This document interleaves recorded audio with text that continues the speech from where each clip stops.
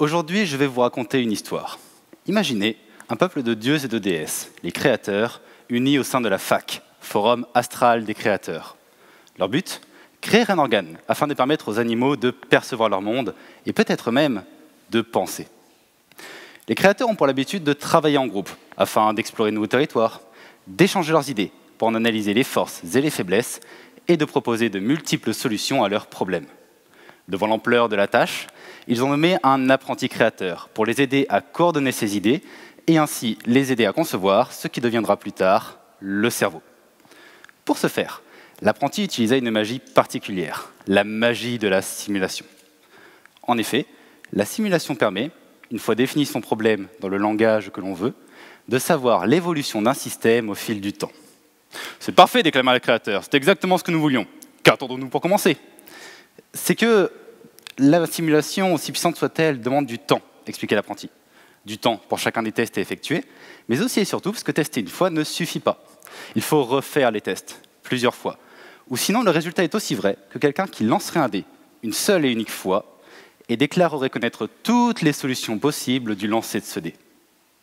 Heureusement, l'apprenti réussit à créer un outil magique permettant d'automatiser le processus de test, et même mieux, de le paralléliser, c'est-à-dire de pouvoir faire plusieurs tests en même temps. Travail terminé, me direz-vous?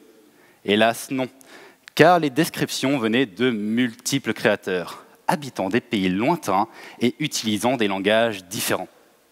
Il aurait certes été plus simple pour l'apprenti de demander à ce que les descriptions soient fournies dans le même langage que le sien, mais c'eût alors été perdre tout l'intérêt collaboratif du projet.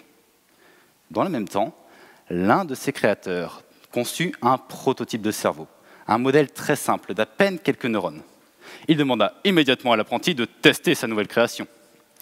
L'apprenti se mit à réfléchir, calculant les modifications à apporter à son outil, imaginant brancher son outil au prototype de cerveau pour mélanger les données issues du vivant et issues de la simulation, mais créant un outil hybride mêlant silico et vivo, et hélas, le temps m'est compté.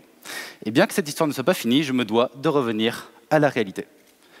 Vous l'avez compris, cet apprenti créateur, c'est moi. Car au final, plus qu'une thèse en informatique, mon ambition est de créer des outils pour permettre à d'autres chercheurs de partager leur travail, pour pouvoir mieux le comparer et même le critiquer.